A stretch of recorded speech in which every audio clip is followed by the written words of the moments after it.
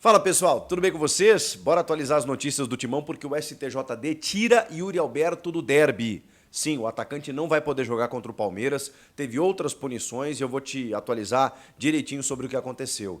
E essa história da Fiel poder pagar o estádio, poder quitar a Arena Corinthians? Chega mais, eu sou o Chico Garcia, inscreva-se no canal e vamos juntos.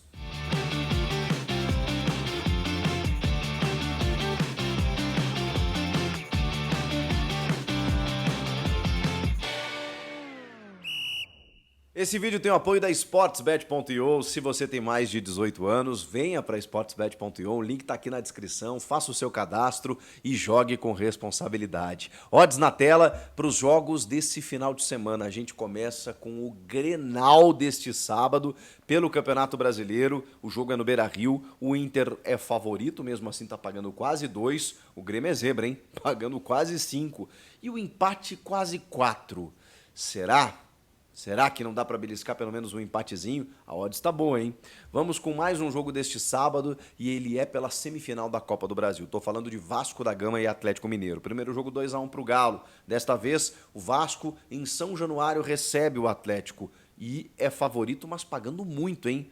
2,46, empate quase 3 e uma nova vitória do Galo pagando quase 3 também. Todas as odds muito altas para você poder apostar nesse jogo. Vamos para o domingo, Premier League, Liverpool e Chelsea. O Liverpool favorito em casa, pagando quase 2, o Chelsea quase 5 e o empate quase 5 também. São odds bacanas aí para o futebol inglês, sempre bem concorrido aí no final de semana. E para fechar, Corinthians e Flamengo, Copa do Brasil, domingo também. Todas as odds acima de 2, vitória do Corinthians pagando 2,50, o empate quase 3 e uma nova vitória do Rubro Negro pagando 2,70. E aí, o que você acha que pode acontecer? Não deixe de apostar, não esqueça. Se você tiver mais de 18 anos, e lembre-se, jogue com responsabilidade. O link está aqui na descrição, aqui da Mais Green, vem pra IO. Pessoal, na manhã desta sexta-feira, o STJD julgou várias denúncias a respeito do jogo do Corinthians contra o Flamengo pelo Campeonato Brasileiro. Ocorrido lá no dia 1º de setembro, aniversário do clube, o Corinthians ganhou aquele jogo, mas acabou tendo uma confusão generalizada no final, Yuri Alberto expulso, Carlos Alcaraz do Flamengo, o próprio zagueiro Kaká, confusão com o Emiliano Dias, Fabinho Soldado, Gandulas, uma confusão. E o julgamento aconteceu apenas nessa sexta-feira. Vale lembrar que essas punições que foram decretadas, eu já vou te falar sobre elas, não envolvem a Copa do Brasil, apenas o Campeonato Brasileiro, ou seja, as punições elas não correspondem a esse jogo de domingo. Era só o que faltava, né? Mas não, mesmo assim, a gente sabe que há um foco estabelecido do Corinthians no Campeonato Brasileiro. E claro que o risco era muito grande de, por exemplo, você perder um ou outro jogador por muito tempo numa reta final super decisiva e com jogos que talvez sejam até mais importantes do que os da Copa do Brasil. Enfim, o fato é que o STJD julgou e puniu da seguinte maneira. O Alcaraz do Flamengo pegou 4 jogos de suspensão. Ele se envolveu ali na polêmica com o Yuri Alberto. E queria dizer para vocês que, assim, honestamente, o departamento jurídico do Corinthians foi muito bem, porque ele conseguiu aplicar uma pena de apenas 2 jogos para o Yuri. O pontapé que o Yuri dá no Alcaraz e faz com que o Alcaraz tenha 4 jogos de suspensão e o Yuri apenas 2, foi uma medida interessante assim, do departamento jurídico do Corinthians. Eu não imaginava que o Yuri fosse pegar uma pena tão branda. Inclusive, no artigo que ele foi denunciado, a punição era de 4 a 12 jogos. Então eu imaginava algo pior. 2 jogos é aquela coisa. Ele já cumpriu pela suspensão automática. Teoricamente, ele teria só mais um jogo a cumprir, que seria justamente contra o Cuiabá e retornaria no clássico contra o Palmeiras no derby. Porém, ele tomou o 3º cartão amarelo diante do Atlético Paranaense, o que indica que ele vai ter que cumprir mais 2 jogos. Ele pegou 2 de punição, ele já cumpriu 1, só que com o 3º cartão amarelo que ele tomou contra o Furacão, ele tem que cumprir mais 1. E mais um que ele tem a cumprir pelo STJD, 2 jogos ele fica fora. Cuiabá e Palmeiras. Então o Yuri Alberto, grande desfalque, por esses 2 jogos ele vai ter que se ausentar. Cuiabá e também o clássico contra o Palmeiras, que acontece na Neoquímica Arena. Felizmente, no Brasileiro, o Memphis Depay pelo menos pode jogar, né?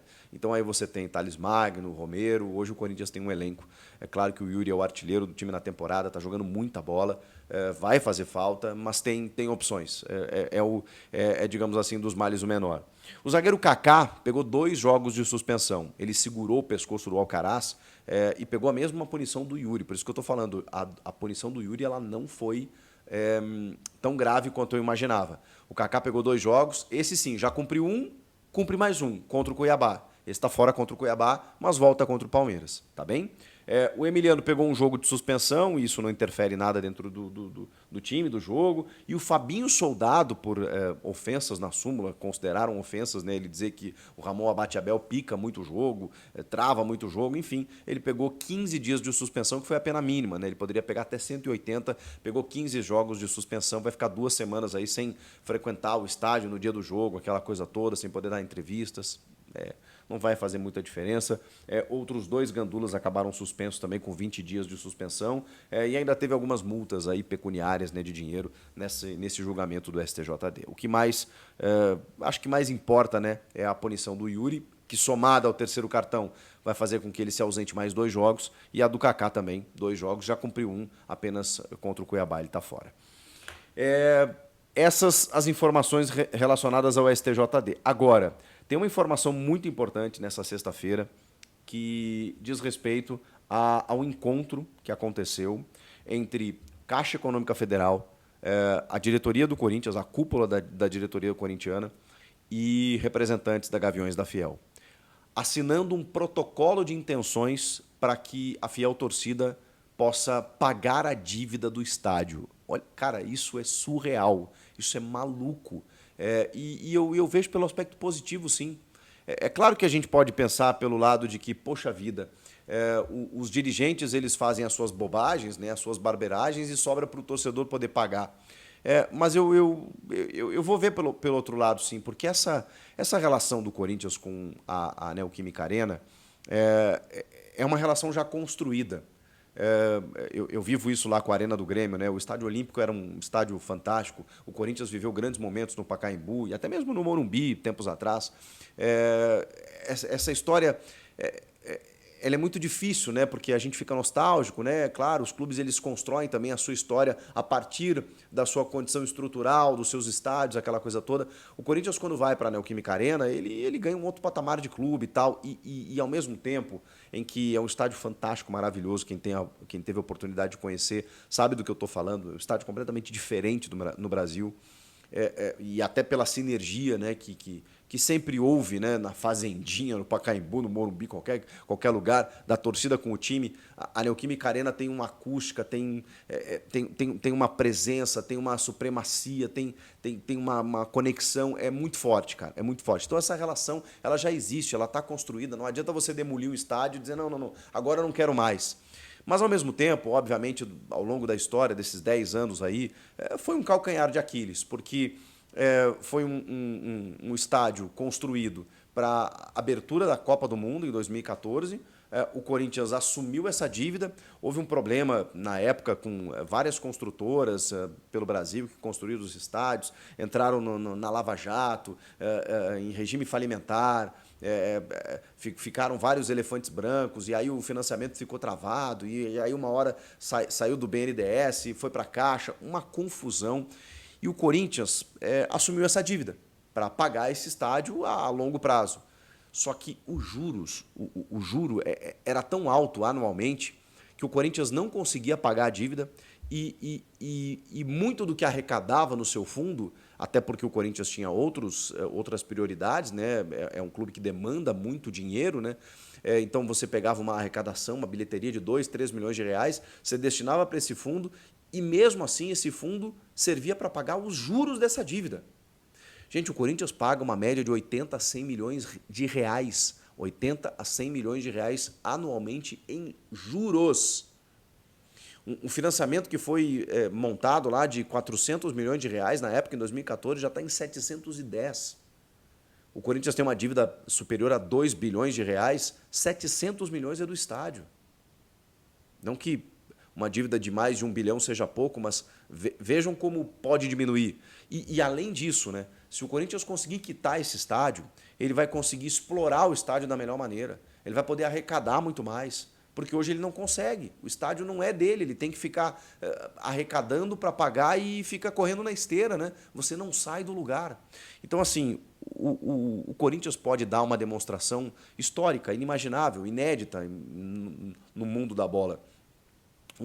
Uma torcida abraçar o seu clube e dizer, tá bom, porque são 35 milhões de torcedores, e dizer o seguinte, bom, se cada um der R$ 10, um pouquinho aqui, todo mês, tem um período de 6 meses aí para conseguir uma arrecadação importante, é possível. Aí vocês imaginem o torcedor que naturalmente despende um valor do seu orçamento para acompanhar o clube, seja numa assinatura de streaming, seja no ingresso para o jogo, seja para ir para um bar e poder ver a partida e ali ele consome, então, ou para comprar algum produto licenciado, uma camisa, uma bola, um item, qualquer coisa. O torcedor, ele naturalmente já tem uma verba do seu orçamento destinada para consumir com o clube, ele está gastando com o clube o tempo inteiro. Vocês imaginem esse cara, e o futebol ele é capaz disso, se ele não conseguiria destinar, sei lá, um valorzinho que fosse ali, né, para poder pagar o estádio. Ele ia se sentir parte disso. E eu acho que tem que explorar isso mesmo. Por que não? É errado fazer isso? Vocês imaginem se o Corinthians consegue fazer isso, gente. Seria um caso inédito, único na história do futebol. Um clube conseguindo bancar, comprar um estádio, entregando para o clube, dizendo assim, toma, Corinthians, administra aí da forma que você quiser, a gente conseguiu. E é claro que o Corinthians vai se envolver nesse processo, não tocando nesse dinheiro, né, por esse protocolo de intenções, mas também incentivando o torcedor a doar. Daqui a pouco com alguma recompensa, com alguma vantagem, com algum tipo de incentivo, né? Você que doar, daqui a pouco você participa de algum sorteio para frequentar algum camarote ou para ter acesso a alguns jogos, a um tour gratuito e tudo mais. O clube vai se envolver nesse tipo de divulgação e divulgação do tal do Pix, que muita gente quer saber. Como é que vai ser, Chico? Vai ter um Pix? Qual é o Pix? A torcida está louca para ajudar. Então, esse protocolo de intenções ele foi assinado com representantes da Caixa, Gaviões da Fiel, também o presidente Augusto Melo estava presente, né? O diretor jurídico Vinícius Cascone, o presidente da Caixa, o Carlos Antônio Vieira Fernandes, e o Alexandre Padilha, ministro-chefe da Secretaria de Relações Institucionais da Presidência da República. Tudo isso para que o Corinthians consiga, na primeira quinzena de novembro, destinar um Pix que vai receber toda essa verba, todo esse valor. Claro que vai ter uma preocupação com golpistas, né? Isso é muito comum. Daqui a pouco os caras vão mudar uma letrinha, um número lá e vão começar a divulgar em páginas. O torcedor daqui a pouco pode ser enganado, destinar um Pix para um valor que não é o fim ideal, o objetivo ideal. Então, tudo isso tem que ser muito bem formulado, cuidado, divulgado, mas o primeiro passo foi dado nessa assinatura que rolou e, com isso, o torcedor do Corinthians vai poder doar. A expectativa é que, com 35 milhões de torcedores, haja uma arrecadação, num período de 6 meses, de 500 a 700 milhões de reais. Você acha impossível? Eu não duvido da Fiel. Eu acho que, inclusive, esse número vai bater um recorde antes mesmo dos 6 meses. De novo, poxa, uma dívida que não foi feita pelo povo, não foi feita pela torcida. Por que a torcida agora tem que arcar? A torcida não tem que arcar, mas a gente está diante de um impasse, de uma bola de neve em que o clube não consegue resolver. E o torcedor, ele sabe que se isso for resolvido, primeiro, mexe com uma autoestima do próprio torcedor, que vai poder bater de frente com outros torcedores, rivais, e dizer, não, esse estádio é nosso, inclusive, nós ajudamos a conquistá-lo. Tá? Esse é o primeiro ponto. Segundo, a partir daí, o clube vai conseguir resolver esse pepino, esse problema, esse espinho, né, que está atravessado na garganta, para poder arrecadar mais dinheiro e, obviamente, investir no futebol, ter times mais competitivos e, enfim, ter mais tranquilidade, mais austeridade financeira, mais saúde financeira, vai abater a dívida e poder trabalhar com uma perspectiva muito melhor em termos de montagem de elenco. É tudo que o torcedor mais quer. Então, eu de verdade, eu não problematizo isso. Eu não vejo problema. É claro que o ideal seria você construir um estádio com recursos próprios desde o início, participar de um financiamento, não depender de investidor, mundo ideal. Isso não aconteceu, já tem 10 anos, e se o Corinthians não resolver a partir de agora, vão ser mais 10 anos. Eu acho uma iniciativa extremamente fantástica, de algo que talvez, não vou dizer que só o Corinthians poderia fazer isso, mas se tem um clube que pode fazer isso é o Corinthians, que tem uma torcida gigantesca e apaixonada. Não é apenas uma torcida gigante, é uma torcida gigante e engajada. Então é por isso que a Gaviões da Fiel, a principal organizada do clube, juntamente com a presidência, juntamente com a presidência da Caixa, eles entendem como possível, como viável, de que a torcida pode sim ajudar o Corinthians a quitar o seu estádio. Meu Deus, seria uma grande vitória e uma vitória que passaria pela razão de ser do clube, que é justamente o seu torcedor. O que vocês acham disso tudo? Quero ouvi-los. E quanto você vai doar? Estou na expectativa aqui. Comenta aqui, inscreva-se no canal e eu volto na próxima. Tchau!